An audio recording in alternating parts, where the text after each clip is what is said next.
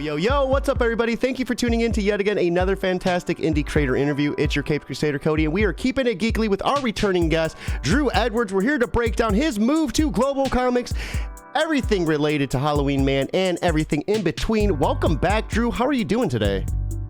I'm pretty happy today because I actually, for the last 2 weeks, I had COVID.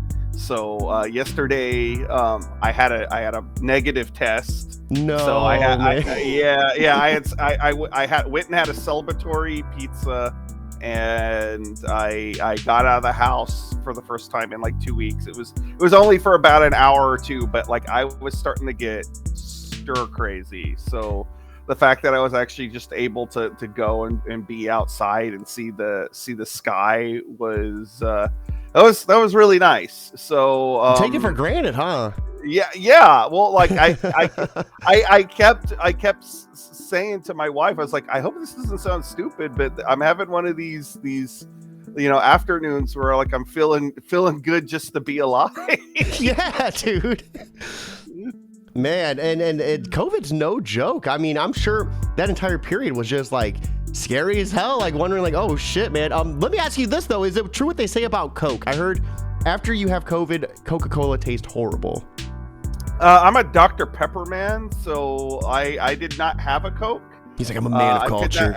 I couldn't. I prefer my sugar water with a doctorate. But so I can't tell you that. I never had any of the taste things. Our mutual friend Dan Price, he had it, and he lost his sense of taste for a week or so. And he was telling me the only thing that he could taste was flaming hot Cheetos. So he would just when he discovered this, he just like ate like a whole bag of like flaming hot Cheetos because it tasted so good to him. Thankfully, I never got any of that particular symptoms. I was never sick at the stomach. My poor wife, though, like she was pretty sick at the stomach for about a week. Like I was actually saying this before we started recording. My wife always jokingly says that she thinks I was a T-Rex in a past life because I almost never, like if I get sick at the stomach, like if I am vomiting, you know that the situation is dire. Bad. Yeah, because it just almost never, thankfully it just almost never happens to me. But like I did, that being said, I did feel like ground up dog meat wrapped in a damp towel for close to 2 weeks. So I'm happy to be on the tail end of that. Like I still got a little bit of fatigue. Like it's a little hard waking up in the morning, although like my wife was kind of surprised at how quickly I popped out of bed for this. So, maybe we're gotta keep it geekly though. Yeah. You're a VIP, my bro. Hey. I'm getting over chest cold myself. I had like a mixture of sinus infection, and it was like a NyQuil infused like Claritin Clear. Like I don't even remember. I just remember I was drinking some pop, and I couldn't taste it. I was like, oh no. And it just ended up being flat. I was like, okay. Choo! So what's been up, Drew? I mean, last time we had you on the show, well, we had one hell of a party. We were talking about Latex Avenger, Halloween Man. How has that been for you since we last had you on? How did that campaign go? That campaign was a big success. We went way over our goals. We're actually supposed to be getting the comics from the printer. Comics Wellspring is the people that printed those up. We're getting them from them today, and that means that hopefully by the end of next week, we're gonna be having those out to everybody who wants to have them. And like all our great backers and everything, so you'll be getting your comic by Halloween, and it's like perfect timing. Yeah, I mean, like we were a little worried because there was some issues during the production schedule. We had to bring in like a second colorist because our colorist April, she was a little overwhelmed between the comic and her day job, but we were able to get it all done all put together, sent off to the printers, and now we're able to do the fun part, which is share all the hard work with you, the comic reading public, which is why we do this. So I'm excited to do that. I think it's going to be badass. Speaking of the comic reading public, though, there's some other news that's happened recently. You recently made a big move from Comixology to Global Comics. Give us a little bit of the juice behind that. You know, what made you, I guess, essentially want to leave Comixology and make that move? So I don't want to entirely throw Comixology under the bus. I feel like let me back it up. God damn it! No. But like because I feel like the issues with the Comixology, like when they merged with Amazon, I feel like that's become like a really well documented. It's like a bit of well-documented thing if you follow comic book industry news. But so like I feel like I can shorthand and say like that was not a harmonious thing for me. Like I was out about 6 months worth of income because my comics they weren't on the site. Like when the merge happened, like you couldn't find them, and like there was some Comixology people that were great during that. Like they were on the phone with me. They're like, we're going to try and, get this worked out. But, I'm a very independent minded guy. And I just honestly didn't, problems aside, because there were definitely problems. And I don't want to spend the whole time going into that.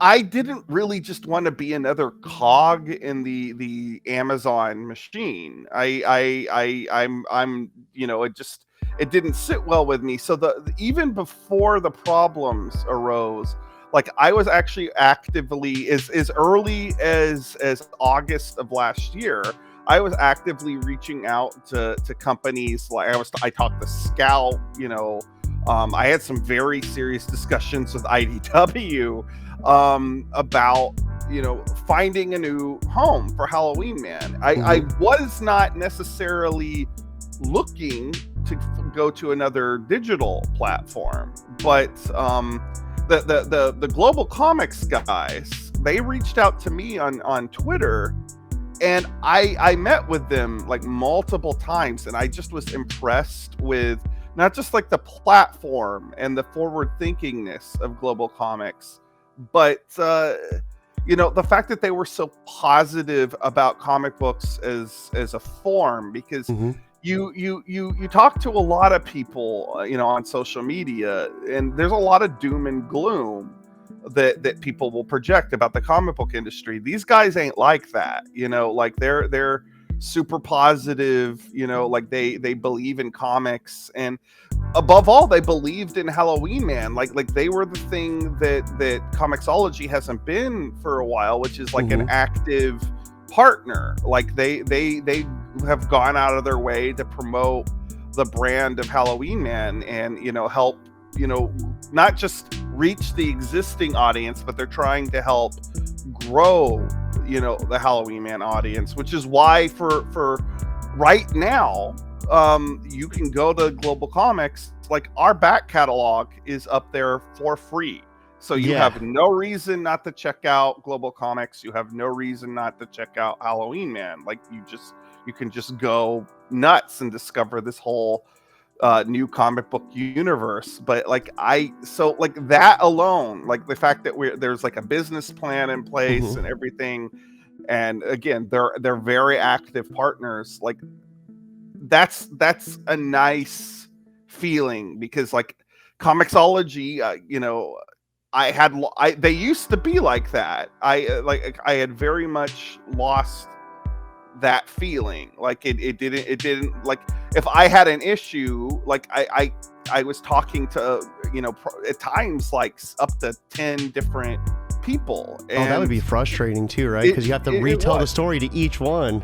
Yeah, and some of them were really nice, and look, the decisions with what happened, with the merger, like I know that all of that's like was like way up on the Amazon totem pole. Like, I don't really blame the Comixology staff for that, but it definitely wasn't working for Halloween Man anymore. And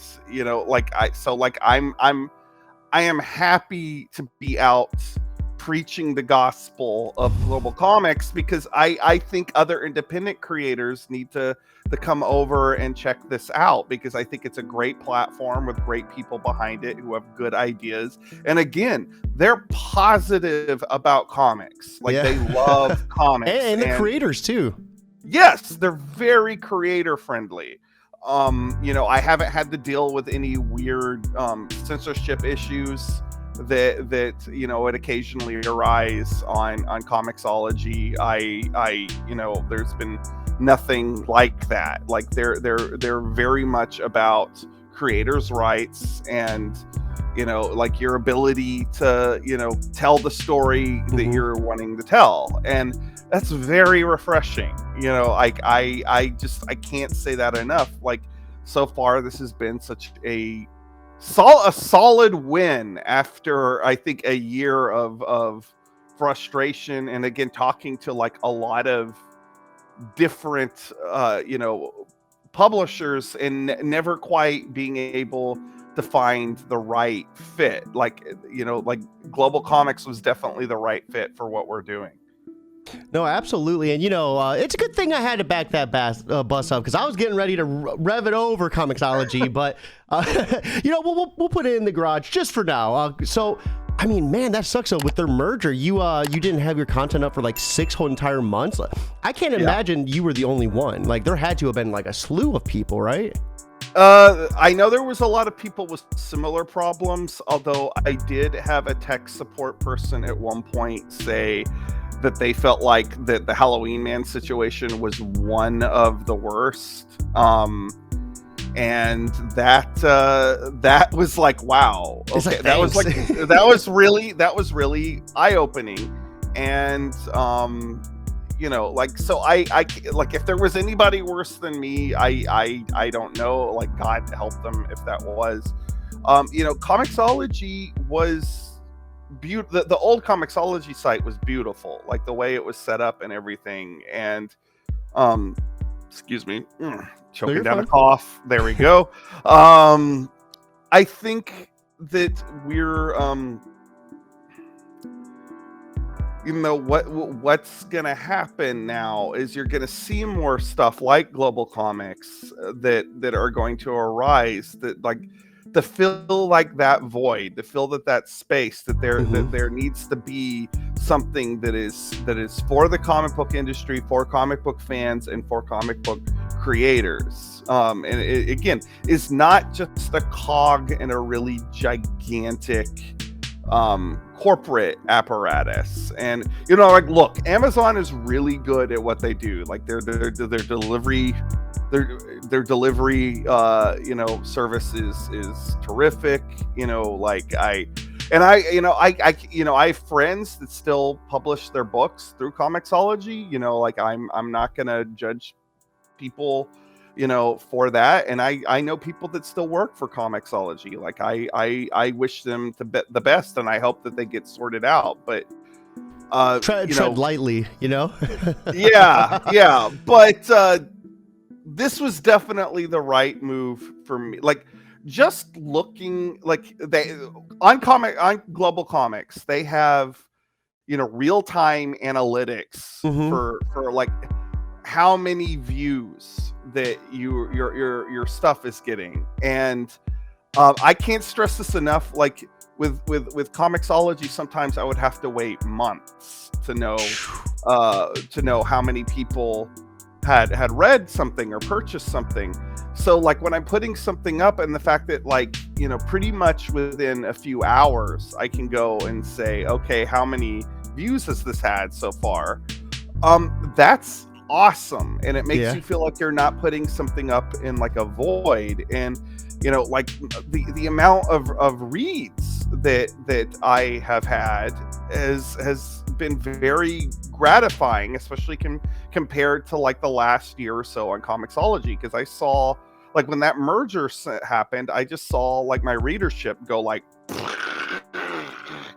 and now we're on another platform, and we're getting thousands of page reads, and that's gratifying. After That's 6 months of being like, where's this at? Like, that has to be like such a surreal feeling for you.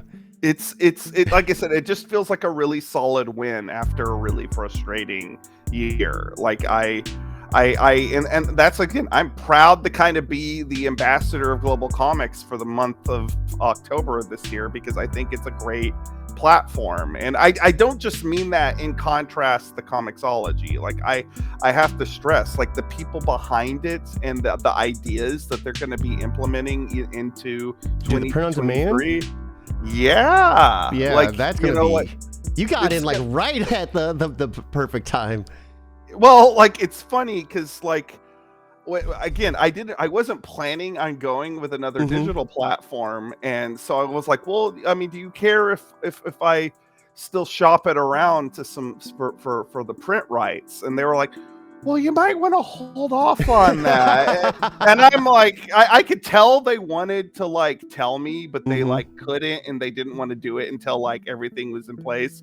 But Chris, one of the higher ups in Global Comics, like he did say on Twitter once, he was like, I can't wait. I want to see your face when we announce this next phase of things. And indeed, I was glowing. So yeah, I do feel like I lucked out. I came in at like just the right time. But like, I encourage people who are other independent creators, like, if you haven't taken a look at Global Comics, like, go check out the platform, like, see what they have to offer, because I think it is going to be like, they're going to be a potent voice for independent comics, into 2023 and beyond. Dude, when I found out about the print on demand for quite some time ago, and I remember, like, man, I wish I had like a girlfriend clause. Like, you guys know I have to tell like my girlfriend this, right? I can't like just like not tell her this. Like, this is huge. Like, so enough of Global Comics, though. Let's begin talking a little bit about Drew and Halloween Man. Give us a little bit about this.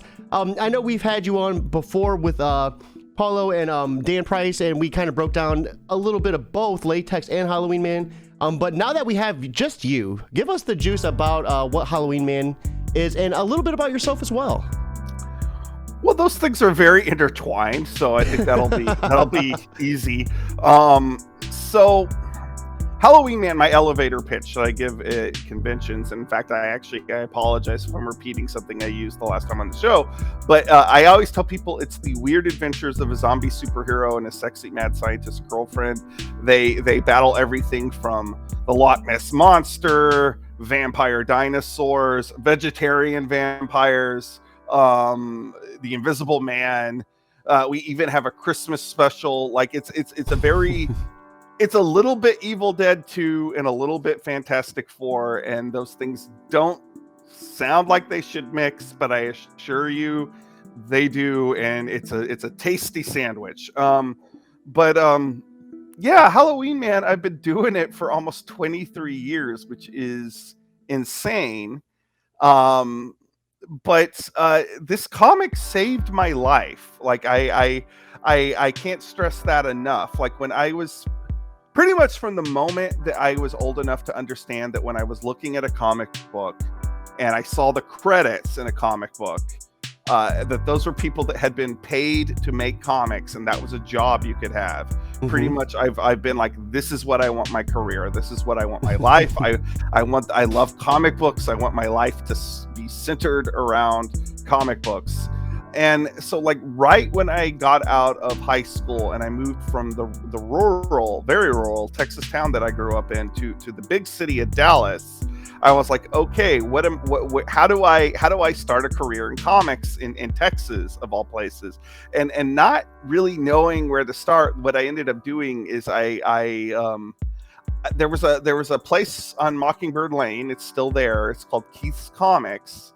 and I would just hang out at Keith's Comics as much as I possibly could. And eventually, I fell in with a guy named Malcolm Harris, who had a company called Maximum Comics and Games.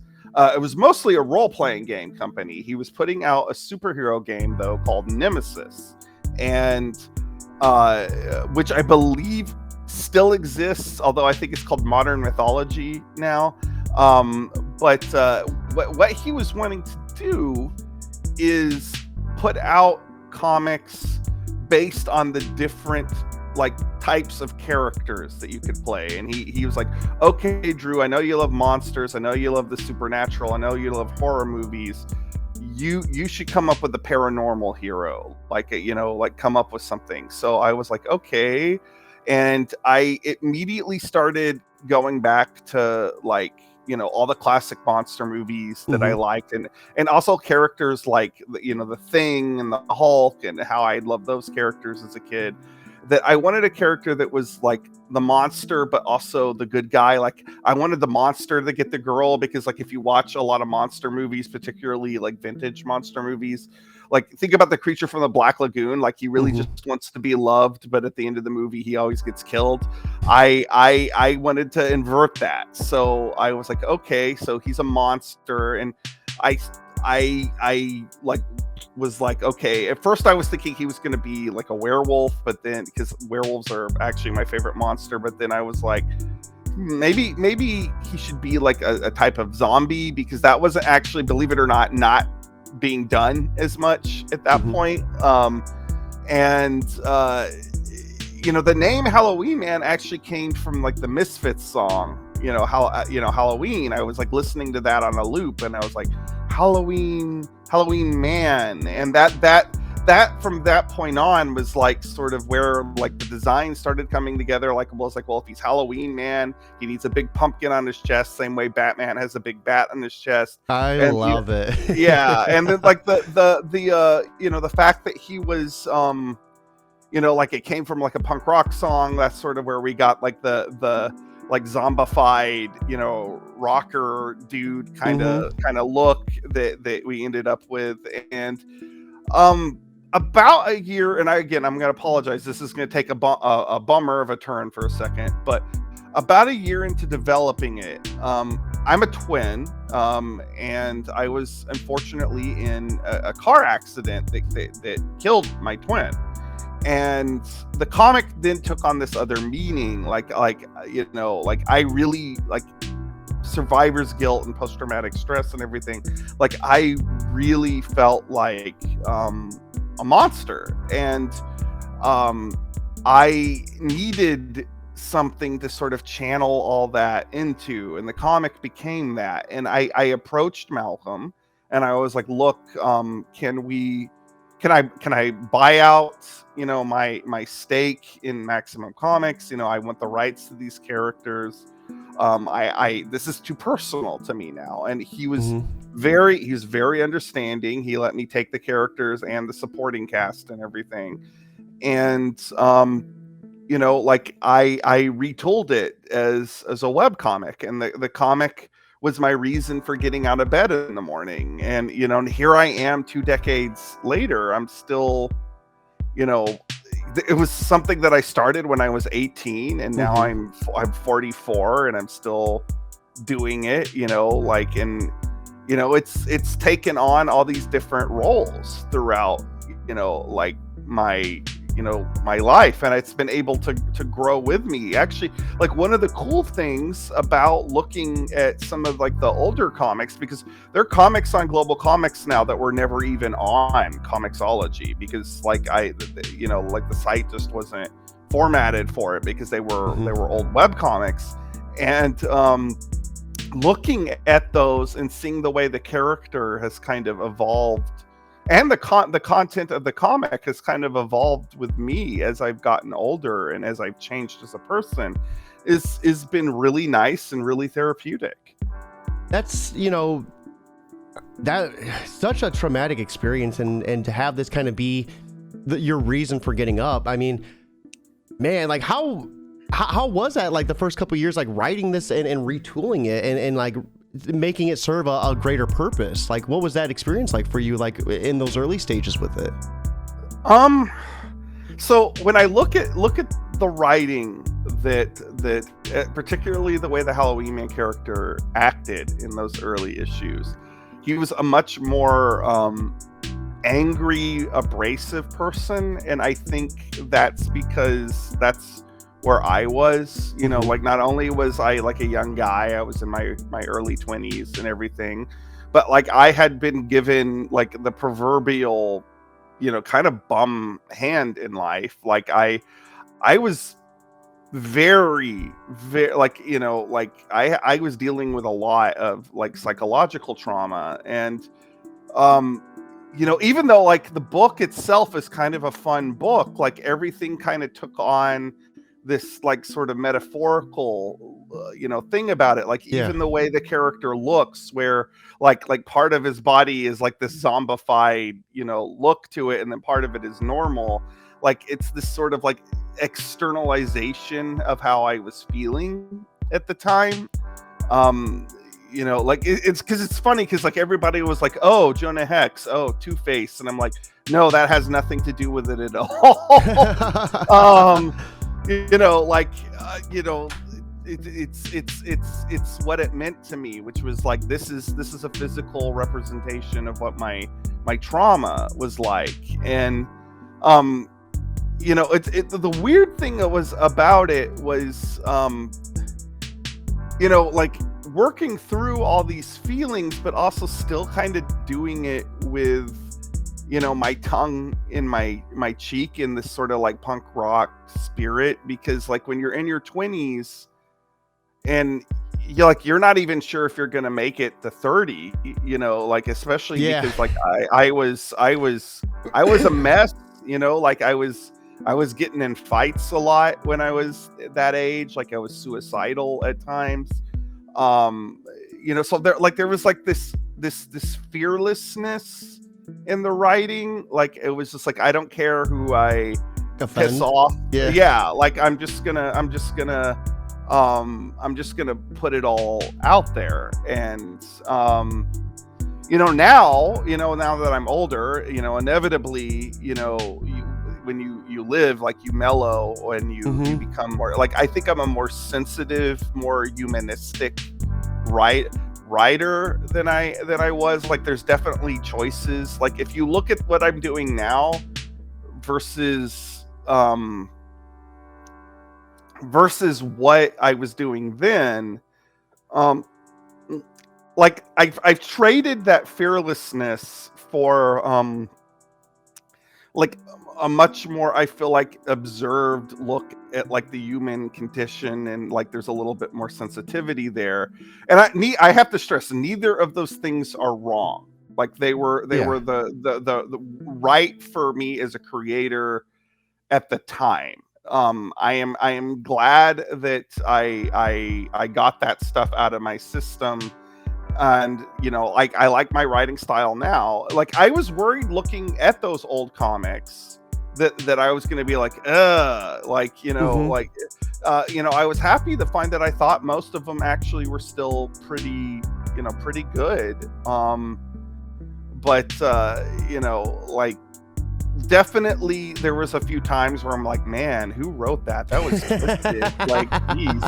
Well, I mean, you got 2 decades of books to go through. Most creators don't have that, you know.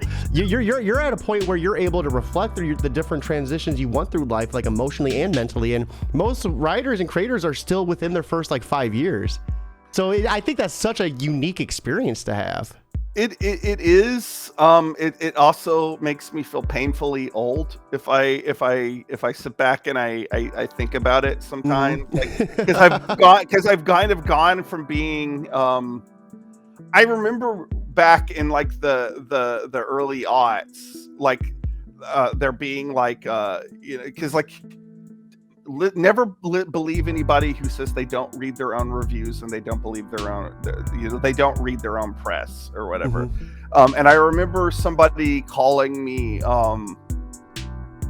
comics only real punk rock star, And I think about that now. At the time I was like, yeah, badass. And like now I'm like, that kind of feels a bit like a noose around my neck sometimes, because like I don't know that I always want to be thought of as like this abrasive guy. Like look, like I would love to write for DC or Marvel. Like, you know, like I don't know that I necessarily always want to be somebody that people think can't work within a team of people, and that it has to always be me. But you know, like I guess it's better to be known as something than not at all. But like, you know, you look at those things and, you know, you think of yourself like, you know, I was sort of defined as like the young Turk, you know, badass, in your face rock and roll comic book creator.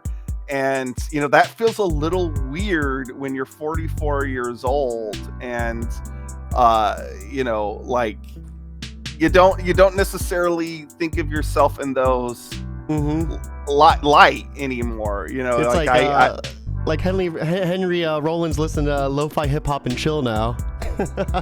Yeah, I mean, well, I listen to, like, point of fact, like I probably listen to the country music these days more than I listen to punk. I mean, obviously I still like punk rock. I got punk rock posters behind me, but like I do probably listen to like country music more than I listen to punk rock anymore. Our backs can't handle the pit anymore, dude. It's not we still love it. Our bodies just can't handle it. Yeah, you feel that in the morning. You know, you really oh my god, do. dude! I remember this one show I went to. You know, I got in there, and it was it was actually a Black Dahlia murder show. That was the last one I went to in Canton, Ohio. And I remember the next day, dude, my upper shoulders and my neck were just like, I couldn't move. They were so stiff from just like headbanging. It's like, dude, am I really this old? Like, I just hit 30 and like my warranty expired. Like, what's going on? Yeah, I mean, they don't tell you about that. Like, I feel like I held out pretty good from about 25 to about 35. I think I was essentially physically the same.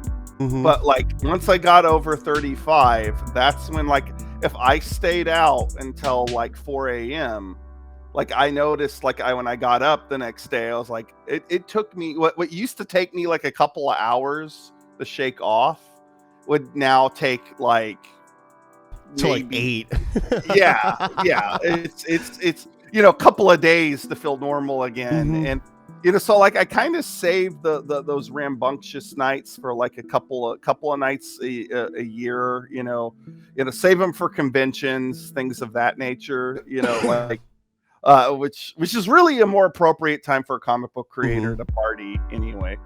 So I got to ask you though, you were saying werewolves were your favorite. What was your thoughts on The Werewolf by Night? Oh, I loved it. Yeah, like, it was good. I loved it too. Yeah. Like that was first. I've been saying this anytime somebody's asking me. It's like there's got to be some executives over at Universal who are like foaming at the mouth right now because like Marvel kind of did Universal better than Universal has been trying to do for like decades. Like it was like, so I don't know, like, because I love all those old school monster movies, so like it was just such a good love letter. The screen burns and the cigarette burns in the screen. Oh yeah, dude. And you know, as a comic book person, like I never thought I would see Werewolf by Night or Man Thing or Elsa Bloodstone or any of those characters in a movie. So like, what a weird time we live in where like even the most obscure characters can now they can now go on to be movie stars. And you know, like the Werewolf by Night is apparently, you know, running around Disney World right now. Like, you can look it up on clips, and they have a guy in the werewolf suit, which looks just really that's good. Awesome. Yeah, like I imagine there's probably some kids shitting their pants when they see that. It's pretty scary, but like, you know, like that's Werewolf by Night, and again, kind of an obscure character.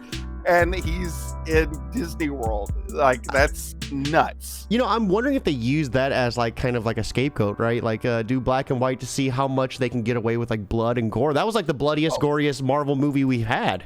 What? Oh, 100%. Let alone maybe Disney. That might even be the bloodiest Disney movie we've had, right?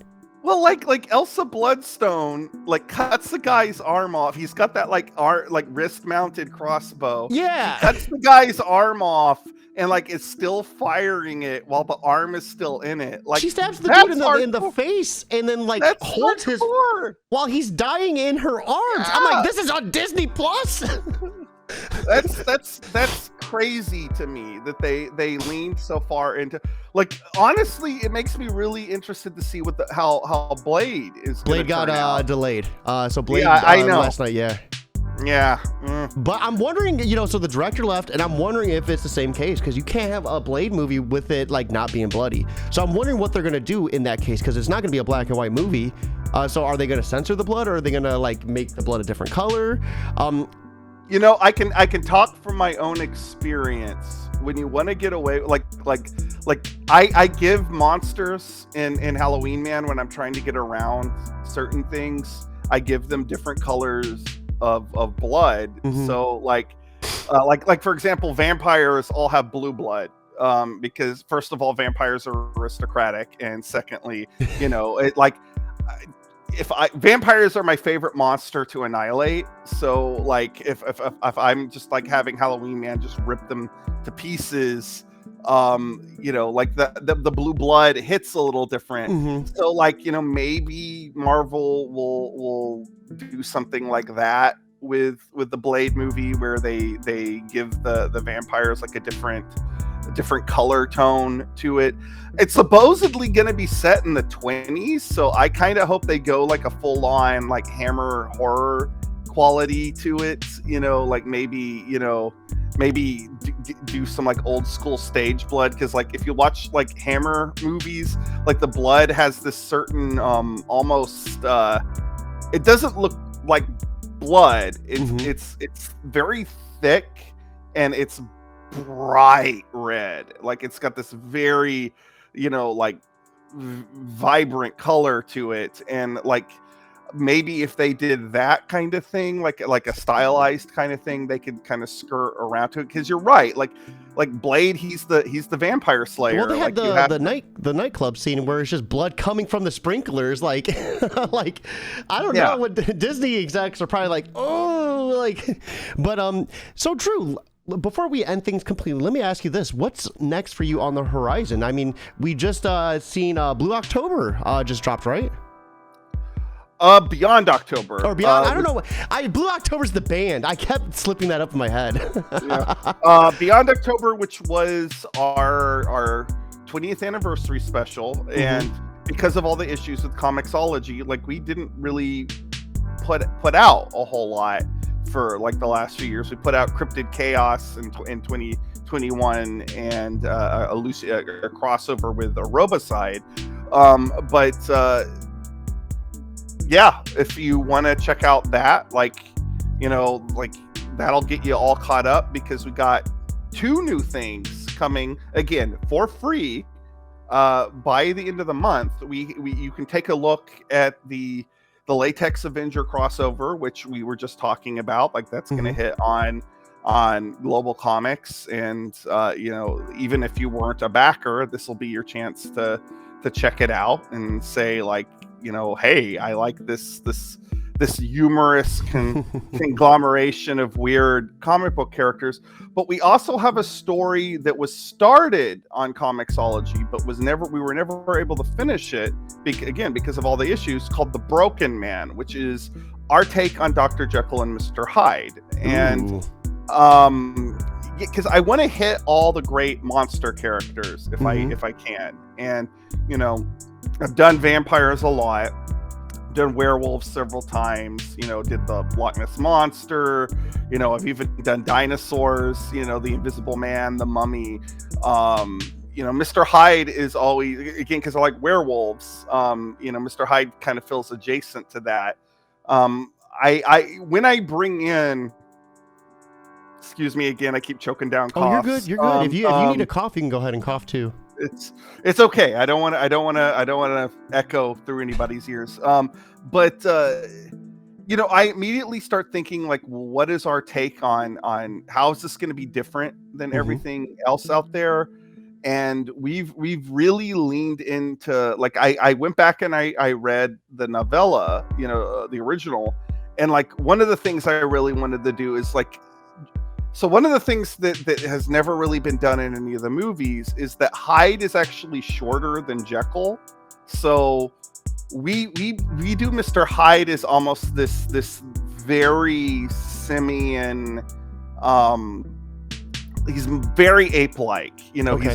He's almost like a very vicious monkey, and like the way him and Halloween Man fight, like he's like jumping all over him, and he can like, he's very athletic and very agile, and he can just sort of manhandle. See, there we go. But he can just sort of manhandle Halloween Man in ways that you haven't seen an opponent do before.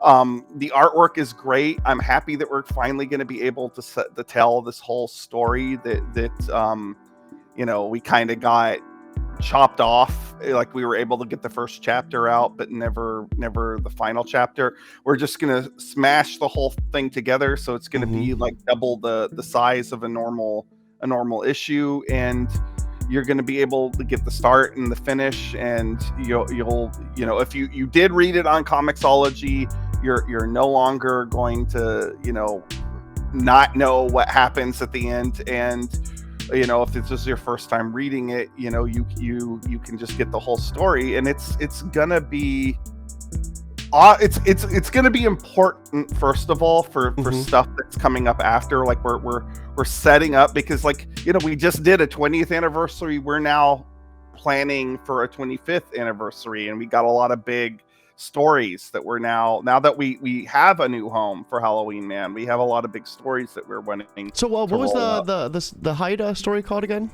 The Broken Man. The Broken Man? The Broken Man. I And like when you want to talk about like talking about like trauma and everything, like this story really delves deep into that, because like the Jekyll character in the comic is a car accident survivor like myself, and like the story actually ends. Well, actually, I don't want to talk about how it. Yeah, you're fine. Yeah. But I think people are gonna dig it. I'm really excited to unleash it on the comic reading populace. Hey, and speaking of that, guys, right here is the link to Halloween Man on Global Comics. Be sure to follow. We have the Broken Man, we have Beyond October, and a whole lot of awesome goodness to come. Drew, you've been on the show before. You know the drill. Before we end things completely, I always ask for a piece of advice, and I think since we have a little bit of one-on-one time, let's ask something that is kind of fitted to you. So for anyone out there who's maybe struggling with adding some like longevity to their writing, to add something that will get them beyond issue 1, issue 2, what type of advice would you offer them to kind of help them strengthen their writing to be able to do that? Like, even if it doesn't seem immediately related, I feel like reflecting in is always the way to go. Like look at your own life, look at the people in your life, take inspiration from that, because like your characters will be more, they'll have more depth because of that. Because we all start out like, I think if you look at like my early stuff, like my big influences are I'm a big Grant Morrison fan. I'm also a big fan of like Silver Age Marvel, and I think like my early dialogue really reflects that sort of like Stan Lee-esque, very stylized way, he would write dialogue. So like you want to become more than just like a mishmash of various, influences.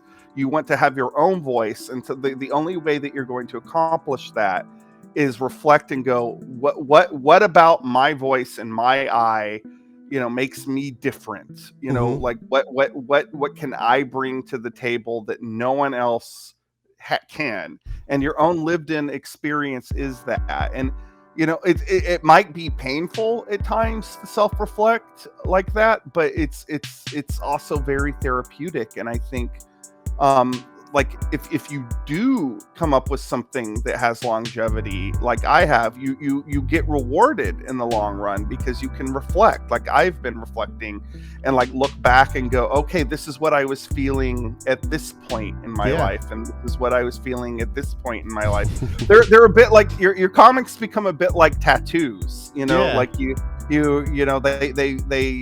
have a memory attached to them. And I think there's something wonderful and spiritual about that, if I may sound a little bit pretentious for a second. Like, no, I love it. Well, thank you. Yeah, awesome. It's I love how you could kind of like look back and like look at it like, this is where I was at this point in my life, and it almost serves as like a milestone, right? Or even small victories, like, hey, I overcame this part of my life and made this book. Like, I think that is an awesome way to look at it. Oh, thank you very much. Thank you very much. That was an unintentional Elvisism. I love it. Drew, thank you so much for coming on. This has been such an awesome sit down. We're gonna have to get you back on for the Broken Man too. Yeah, I would love to do that. Yeah, absolutely. Everyone watching, right here is the link to follow Global Comics, or Halloween Man on Global Comics, excuse me. Be sure to check them out. There is a whole slew of books on there. Like I was going through, and I had a hard time stopping scrolling. That scroll kept going and going, man. You could easily kill a day or two looking at that at this point. And I just added another one last night, because like I'm not even done putting up all the old ones. So now is the time. It's October, dig into Halloween, man. Yeah, it's getting spooky out there, and you have a whole Saturday ahead of you guys to read some awesome Halloween, man. With that being said, it is time for us to wrap up. Drew, thank you so much for swinging by. I hope everyone has an awesome Saturday, but most importantly, guys, keep it geekly.